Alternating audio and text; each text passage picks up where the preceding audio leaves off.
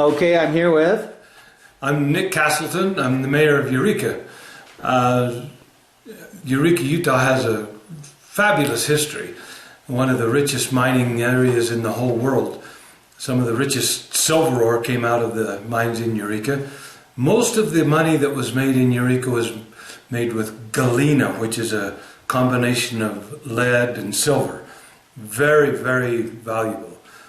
The first of the galena was found by a guy by the name of George Rust.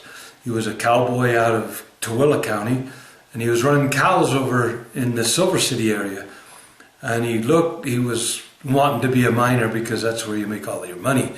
And so he kept looking and prospecting around as he was running the cows, and didn't have any luck at all. And one morning he got up, he'd made his camp at the top of the ridge, right under a rock outcropping, kind of a small cliff. And he woke up in the early morning as the sun was coming up, and the sun was shining on something up on the top of this cliff that really caught his eye. So he climbed up on top of that rock outcropping, and it was a chunk of galena. And galena is very shiny, it's kind of a crystal silver lead. So he figured he'd finally hit it. He took it in, had it assayed. It was very high grade lead silver. And so he started the mine. Called it the Sunbeam Mine because it was the sunbeam that shined across that rock that led him to make this discovery. And of course, as soon as there's a discovery of mineral, why, the word spreads real fast. And everybody wants to be rich and own a big mine. So they started doing a lot more work. He started the mine there. And as they kept looking around, it kept leading them a little bit north, a little bit farther north. And they ended up 2 canyons away was where they hit the major parts of it was in Eureka. But we had several mines in the area, the Big Five they called them. We had the Little Chief, they called it back in the early 1900s, late 1800s. And that's the one just down the hill right here. And then there was the Gemini, the Centennial Eureka, and the Bullion Beck and Champion Mine, and the, what do we got up here? The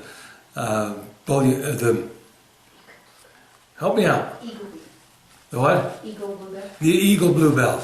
There we go. There was the 5. The Mammoth was one of the richest.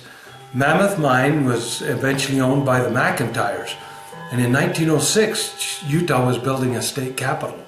And they went up there. They were wealthy people by that time. And they went up to see what was going on and talked to the governor.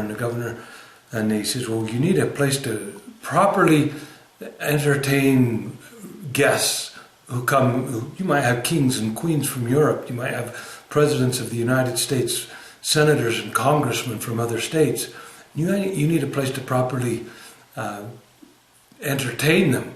And you don't have anything like that here. And they said, well, we don't have that kind of money. And he says, okay, you build a room and we'll decorate it. And so they decorated the gold room at the state capitol. And I don't know how many thousands of ounces of gold are in there, but there are several thousand ounces of gold. And they donated it all, and it all came out of the Mammoth Mine, which is the next canyon to the south of Eureka. So this is kind of how we got in. The money that was generated here was paying the taxes, which was giving Utah the ability to grow back in the late 1800s and early 1900s. This was one of the major sources of income for the whole state of Utah was mining, because that was the first real export that Utah ever had, was Eureka, Bingham, Park City were the main mining operations.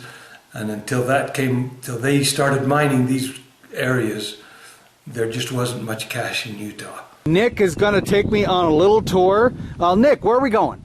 Well, first we're going to go down to the museum. We have some railroad history, and then we're going to go to the Jesse Knight School. This is we call it the old City Hall. Actually, the old City Hall is the current City Hall. That was built in 1886. This was built in 1899 to take over because the city had grown, it was growing so fast, they needed more room. So they came up here, built this building, and up here they had the sheriff's office, the fire department, the city council, the city recorder. All of that was able to be under one roof. This is the first fire truck Eureka City bought as a brand new truck. It's a 1957 Jimmy. It still runs. We could still fight fires with it, but you have to fight them real fast because the brakes don't work. These are the theater seats that came out of the Star Theater that burned down in the late 1950s. It's interesting on these is this has a wire frame underneath here that everybody, I give them a quiz. What's that for? That's where you put your cowboy hat, because if you left your cowboy hat on when you're sitting at a movie theater, nobody behind you can see and they're going to throw eggs at you. So you put your cowboy hat there, sit down, and your cowboy hat didn't get sat on, and the people behind you could see. This is a flat cable that they used on the old steam hoist to hoist things up and down in the mine shafts.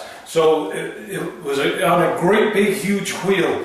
But it was flat instead of round, so it didn't move back and forth like a current cable does. Then this is the old safe that came out of that was the city treasurer's, I'd say. And just fascinating to me how much artwork they put inside of a safe. Nobody's going to see it. But you had to have a combination to get into this one, you had to have a key to get in here, and you had to have another key to get into this one, which is where you kept your real valuables, like if you lose your screws, you could find them. Okay, this is built in 1899. This is the original staircase. The stairs are worn. I want you to notice that as I walk up these stairs, even though they're 117 years old, they don't squeak. This is a three-dimensional map of the Tinnick Standard Mine. They would draw on this glass all the time, every day, and map out where they were, where the ore body was, and then move on so that the bosses would know exactly where to go. We have the assay equipment over here, which was used to determine how much metals was in all the ore. The forge. We have a set of scales here that an assayer could use. My grandpa used to use those, and he can weigh your fingerprint on those. This is a windlass, but it isn't for a well. This is how you would start an exploratory shaft. You dig down into the ground, hoist it up. Hopefully you have a couple of friends that'll help you so you didn't have to climb up and down the ladder 100 times a day. And then this is the old courtroom. The actual books that came out of it. This is an actual docket that came, for example, March 17th, 1896. Keeping a house of gambling cost the guy $20. This is the Eureka Historical Society's museum. We have a lot of really cool stuff in here. This was originally the railroad depot when the railroads delivered the mail. That's why the ramp here, they would deliver mail, other items, they deliver it through the whole country. This is just the typical ore car. Originally these were filled by shovels. In Eureka, Jack Finley invented the mucking machine. This is a front end loader basically that's a back end unload. So you hook the car to it, you scoop the ore out and throw it in here. It saves a lot of time. Herbert Hoover was a mining engineer, and he came to Eureka in 1932 specifically to see the mucking machine because it was changing the way they were doing mining. This is a single layer cage. This is how you get your ore, your materials, your men up and down out of the mine shaft. This is a double one, so you can put 2 cars at a time on. I'd like you to see the top up here, those springs. That's hooked to the cable that we saw a little while ago. And if the cable ever broke, these springs would activate, which would activate the brakes on the side. This was following a wooden column down the shaft, and then it would stop in an emergency. These are all equipment that was used down in the mine, hauling the timber, getting the timber down, the mining, the milling machines and stuff they had to use to keep things running within the mine. In 1896, a man by the name of Jesse Knight had come back up into the area to find ore, and he hit ore at the a humbug mine. They called it the humbug because everybody says, "Ah, humbug, there's nothing in that area." And he hit some of the richest silver ore that had ever been found anywhere in the world. His second shipment netted him, in that time, $11,000. A shipment is an ore car which runs 180,000 pounds to 200,000 pounds. So that's pretty valuable ore. And then he, with some of the money he was making up here, because he was interested in education, he joined in with Carl G. Mazer and purchased 500 acres of ground at the foothills of Provo, Utah, gave it to Carl G. Mazer, allowing him to build what has become Brigham Young University. This is the Jesse Knight School. Jesse Knight built this school up here. Education was very important to Jesse Knight, and he built this as a school, they met in here for church meetings. There was also city meetings and stuff like that. This is the Eagle Bluebell mine. You can see where the train would come into here between these two chutes. All of the ore would come up out of the mine and they would load it into the chutes. And then the train car would pull in there, they'd dump it out of the chute into the railroad car, and down the hill it'd go to the smelter. This is where the hoistman would sit. The hoistman is the guy that operates it to drop everything down in the shaft to pick it up. And you can see the big flat delts. We saw those earlier. They come on these great big pulleys. And these little round plates here tell the hoistman where the cage is, up or down on there. You've got two of them, so one's wrapping under, one's wrapping over. So as one's going down, the other one's coming up. Okay, this is this is the cage where you'd go down into the mine shaft. And just to give you a feel, they've covered this over with these grates, but listen to how long it takes that rock to hit.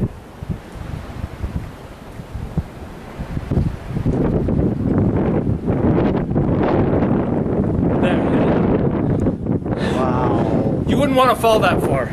As we say goodbye to Eureka, we want to invite everybody to come back and take a look. Whether you're interested in mining history, LDS church history, whether you just want to see if you can find some ghosts, you'll never find a better place to find all of it together than right here in little old Eureka, Utah.